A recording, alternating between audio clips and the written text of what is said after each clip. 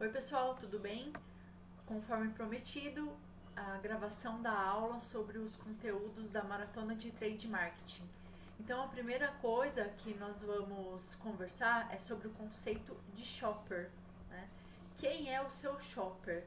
Né? Na verdade, aqui a gente precisa fazer uma diferenciação entre aquela pessoa que compra o produto no ponto de venda e aquela pessoa que consome o produto, né? Então colocamos aqui uma diferenciação entre shopper e consumidor, ou seja, não necessariamente o consumidor é o shopper, certo?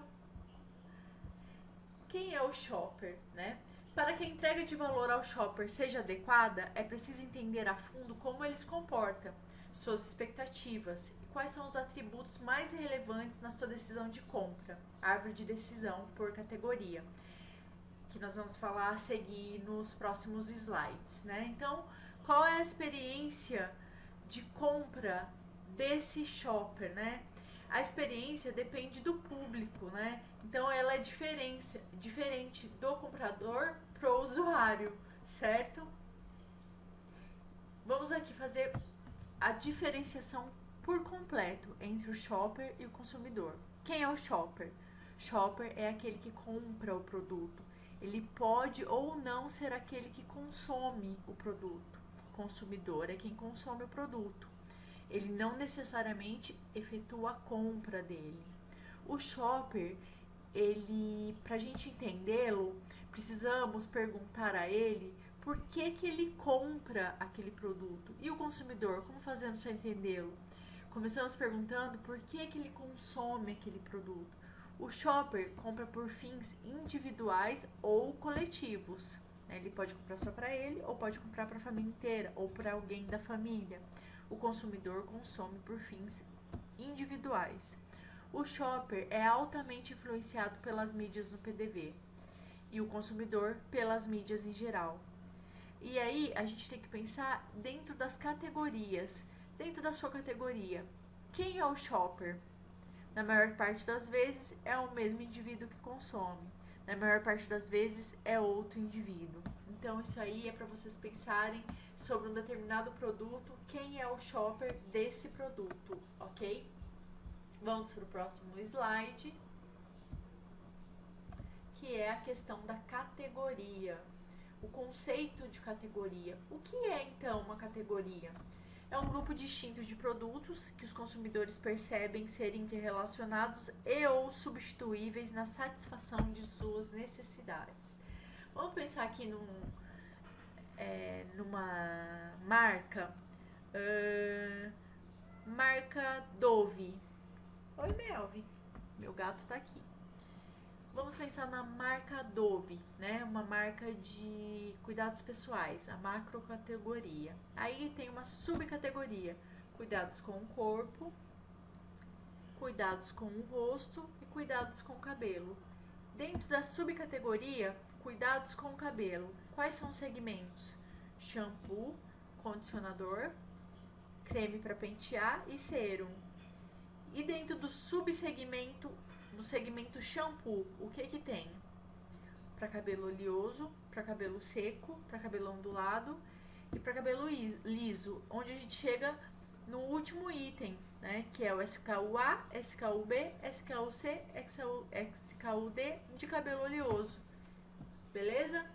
E assim a gente pode falar agora de um exemplo prático. E aqui eu vou usar as palavras do Santana para explicar um pouco melhor para vocês sobre o gerenciamento de categorias. É uma disciplina relativamente nova no mercado nacional, porém de grande utilidade, principalmente para o varejo.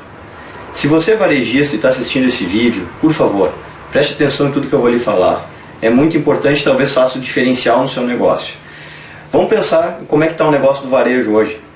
O que está acontecendo? Grandes redes estão cada vez mais perdendo clientes para pequeno varejo. Por que está havendo uma migração do grande varejo para o pequeno varejo? Porque o pequeno varejo está encontrando formas de se diferenciar do grande varejo através de quê? Da expertise, da especialização. E como é que ele faz isso? Ele faz isso através de um gerenciamento por categorias, onde ele sabe qual é que é o foco do negócio dele, e ele faz uma seleção de produtos, né, com uma exclusividade maior do que o grande varejo consegue entregar. Então o pequeno varejo ele não está mais competindo tanto por preço. Os pequenos varejistas que estão crescendo no mercado são aqueles que estão entregando valor para o cliente, né, entregando valor e entregando conveniência. Então como é que o grande varejo pode reagir a isso? Fora a disputa com o pequeno varejo, o grande varejo hoje tem uma competição acirrada com o e-commerce, né, que é a plataforma de compra digital, que no Brasil está crescendo muito rápido e vai crescer muito mais. Então como é que o varejo pode se diferenciar? As grandes redes varejistas que atuam em multicategorias. Bom, só existe um caminho, é realmente qualificando a experiência de compra, melhorando o sortimento de produtos. Isso aí vai exigir um trabalho do varejo de revisão do seu mix, né? E do seu sortimento e de todas as estratégias que ele vai adotar para dialogar com o shopper dentro do ponto de venda. Existe uma questão por trás disso. O varejo não consegue fazer isso sozinho. Por quê? Porque, como você sabe, ele tem milhares de produtos cadastrados, centenas de categorias e basicamente é impossível ser bom em tantas coisas ao mesmo tempo. Então o que é preciso que o varejo faça? Ele tem que se associar a alguns fornecedores, né? Ele tem que se associar a alguns dos fabricantes e a partir dessa parceria ele vai desenvolver o chamado gerenciamento por categorias. No Brasil existe um pouco de ressalva nesse processo. Por quê? Porque o varejo ele não está habituado a compartilhar informação com o fornecedor. Isso é um erro, pessoal. Por que é um erro? Porque é através da colaboração, é através da informação compartilhada que você vai conseguir desenvolver diferenciais estratégicos colaborados com seus parceiros. Então, se o varejo e a indústria resumem o seu contato a simplesmente, pelo lado da indústria, o vendedor e pelo lado do varejo o comprador, isso é um perigo, porque na verdade você está resumindo um negócio muito maior a apenas um ponto de contato. Então o que o gerenciamento de categorias ele propõe? Ele propõe que as empresas busquem uma integração em nível vertical um pouco maior. E a partir do que? Do compartilhamento de informações. Então é muito importante mudar um pouquinho a mentalidade do varejo. O varejo entender que ele não consegue sozinho desenvolver um trabalho tão qualificado como a indústria poderia fazer em parceria com ele, porque obviamente a indústria entende mais da categoria de produto que ela vende do que o varejo. É óbvio isso porque a indústria desenvolve os produtos. Então o varejo ele tem que beber um pouquinho nessa expertise, tem que ser um pouco mais aberto à troca de informações e para isso ele vai precisar o quê? Eleger os capitães de categoria. A base do gerenciamento de categorias é o varejo ter capitães de categoria, ou seja, fornecedores-chave por cada categoria estratégica, onde ele vai poder trocar essa informação e esse capitão de categoria vai ter acesso a diversas informações, inclusive dados de sellout, ou seja, os dados de venda que realmente estão acontecendo, não dado de sell-in, isso o fabricante sabe, eu estou me referindo ao dado de sellout, é a venda do checkout para o consumidor final, para o shopper. Então você vê, isso aí que é um pouquinho com o modelo mental que as pessoas têm, de que o varejo esse tipo de informação não pode compartilhar. E principalmente, o que é importante, pessoal, que nesse processo haja isenção, ou seja, o gerenciamento de categorias pela indústria não pode ser feito pela parte comercial. É preciso que a indústria desenvolva dentro da sua estrutura uma área para dar suporte a isso, dissociada da área comercial. Porque se a área comercial entrar nesse processo, o que vai acontecer? Como ela vai ter acesso a dados muito estratégicos, inclusive de venda dos seus concorrentes, ela pode usar isso aí nas negociações e pode perder o objetivo do gerenciamento de categorias, que é realmente agregar valor. Então é importante que a indústria esteja preparada. Em outro vídeo que eu postei aqui, eu falei para vocês como é que funciona o organograma do trade marketing. Dentro do organograma do trade... Bom, o Santana é um nome muito forte na área de trade marketing. Além de professor, ele é escritor de livros e dá palestras em empresas, tá? Então ele tem uma linguagem bem acadêmica, talvez um pouco difícil, mas ele tem informações muito relevantes, tá? Vamos pro próximo slide, que é o slide que trata do conceito de canais. O que é um canal de vendas? Canais de vendas e distribuição são estruturas utilizadas pelos fabricantes para levarem seus produtos até os compradores, que podem ser B2B ou B2C. B2B quando a gente fala business to business, de uma empresa para outra empresa, e B2C quando a gente fala de uma empresa para o consumidor final, certo? Então a gente fala aqui de uma indústria vendendo para outra empresa, mercado, varejo, e de uma indústria vendendo para o consumidor final, através de e-commerce, através de telemarketing ou através de outros meios. Enfim, vamos ver aqui uma estrutura típica de como funciona essa divisão do canal direto e do canal indireto. O canal direto, ele tem geralmente o Key Account, que toma conta de grandes contas como Carrefour, Walmart, enfim, esses grandes supermercados e que levam até o shopper, né? E o canal indireto, onde a gente fala do atacado mais generalista, né? Compra por volume, e do distribuidor, que é mais especializado nessa questão de gerenciamento por categorias, que vão fazer a distribuição desses produtos para redes regionais e para o pequeno varejo, e aí então a chegada até o shopper. E quais são as características e enfoque estratégico para cada tipo de canal? Bom, dentro do canal direto, onde a gente está falando de grandes redes lá tratado pelos Key Accounts, né, que são departamentos específicos para comercializar, né, a gente está falando então de clientes-chave, né, esse tipo de canal engloba as grandes redes varejistas atendidas pela indústria, né, como eu citei aí, o Carrefour, Walmart, né, o Extra, enfim. Para elas é preciso que as ações estratégicas da indústria sejam adaptadas. Mas o canal direto também pode vender para redes regionais e para o pequeno varejo, né? No caso de redes regionais, tratam-se de redes varejistas de atuação regional, com forte identidade com a cultura e de hábitos locais. Algumas possuem forte poder de influenciar os shoppers, por isso, assim como os Key Accounts, demandam ações customizadas. E o pequeno varejo, que é o tipo de canal que geralmente é atendido por distribuidores, quando se trata de um varejo especializado, e atacadistas, quando se trata de um varejo generalista. Portanto, as ações da indústria nesse canal devem ser feitas com apoio, né? Em alguns casos, a indústria cria equipes próprias para atender esse tipo de mercado pulverizado. E dentro dos canais indiretos, nós temos os distribuidores e os varejistas. Os distribuidores, assim como os atacadistas, eu falei distribuidores e varejistas, distribuidores e atacadistas que atenderão o varejo, certo? Então, os distribuidores, assim como atacadistas, são classificados pela indústria como canais indiretos. O distribuidor tem um foco de mercado bem claro, a logística própria e equipes de vendas especialistas, com atendimento externo. Podem ser grandes parceiros da indústria, desde que haja alinhamento estratégico. Já os atacadistas, como eu disse, mais generalistas, certo? Eles são diferentes dos distribuidores, tendem a ser mais generalistas e competir por preço. Em muitos casos, estão verticalizando a cadeia e se tornando também varejistas, criando um formato conhecido como atacarejo. Aqui a gente pode citar o próprio Tenda, o Macro, o Atacadão, né?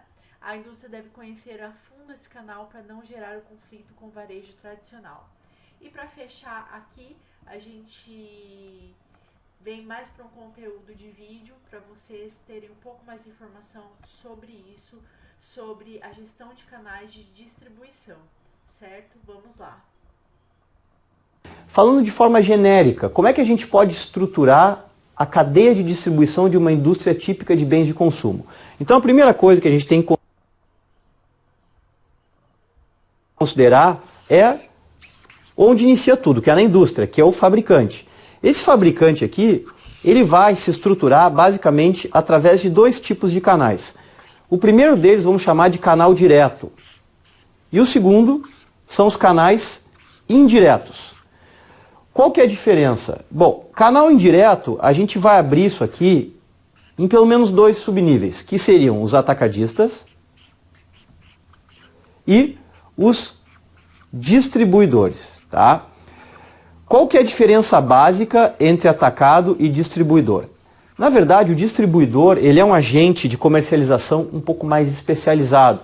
O distribuidor ele permite um maior alinhamento estratégico com a indústria. Ele geralmente tem mais tecnologia, ele tem equipes de venda mais especializadas e ele atua num mercado pré-definido, ou por região, ou por categoria, ou por segmento. Então o distribuidor é mais especializado, enquanto o atacadista ele é mais generalista. Ele tem um nível de fidelidade com o fabricante, inclusive um nível de relacionamento menor. mas ele também ocasiona uma coisa importante que é volume. Então o atacadista ele tem uma capacidade de fazer compras de grande volume, o que muitas vezes para a indústria é interessante. Esses dois canais aqui, eles basicamente eles vão levar o produto para o pequeno varejo, ok? O pequeno varejo é a estrutura que a gente chama de varejo independente, que é aquele cliente, né, aquele PDV que não está organizado em rede. Ele é basicamente composto por uma, duas, três lojas e ele muitas vezes está baseado numa atividade informal. E ele é muito difuso, ele é muito disperso ao longo da estruturação, porque o Brasil é um país muito grande. Mas ele tem uma coisa interessante que ele, no conjunto ele faz volume. Então o atacadista e o distribuidor, eles servem para levar o produto da indústria para o pequeno varejo e eventualmente também, né, aí já são casos específicos para redes regionais, o que não é o ideal, a gente já vai falar sobre isso. Bom, isso aqui então, de forma bem resumida, é o papel do canal indireto. O que é o canal direto? Pessoal, o canal direto, ele na empresa tem que ter uma figura chamada Key Account. O que é o Key Account? Ele é o gestor de contas da indústria. Ele é o indivíduo contratado pela empresa para fazer o relacionamento com as grandes contas, que são aquelas redes varejistas que, por sua vez, ocasionam um grande volume e são, né, estão no nível do varejo. Então a gente está aqui, faz um corte, né? A gente vai chegar aqui nas redes, nas grandes redes, tá? Grandes redes varejistas. Que no Brasil, se a gente for pegar, por exemplo, o segmento alimentar, existe uma concentração de mais ou menos 70%, 80% do mercado e apenas 5 clientes. Estamos falando de Pão de Açúcar, Walmart, Carrefour e assim por diante. Então, a indústria não pode brincar com o atendimento nessas contas aqui, porque a demanda delas é muito grande. Isso não significa que não possamos buscar oportunidades no pequeno varejo ou mesmo nas redes regionais, onde, em alguns casos, os Key Accounts também estão atendendo. Por quê? Porque a rede regional, vamos pegar aqui, ó, o Zafari, aqui no Rio Grande do Sul, é uma rede regional. Não existe como considerar o atendimento a um cliente como o Zafari através de uma distribuidora ou de um atacadista. O Zafari, inclusive, não quer ser atendido por um canal indireto, ele quer ser atendido direto pela indústria, porque aqui ele obtém uma negociação melhor, é um intermediário a menos. Aí, passado toda essa estrutura de canais, a gente vai chegar onde? Lá no nosso alvo, que é o shopper. O shopper está aqui na ponta.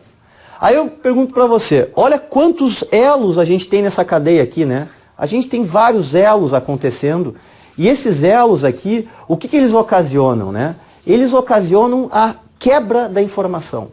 Então é muito comum que as empresas elas acabem perdendo, né, a proposta de valor da marca e do produto porque elas acabam sendo muito, né, estendidas ao longo dessa cadeia. Então a indústria, ela ocasionalmente vai buscar o atendimento direto.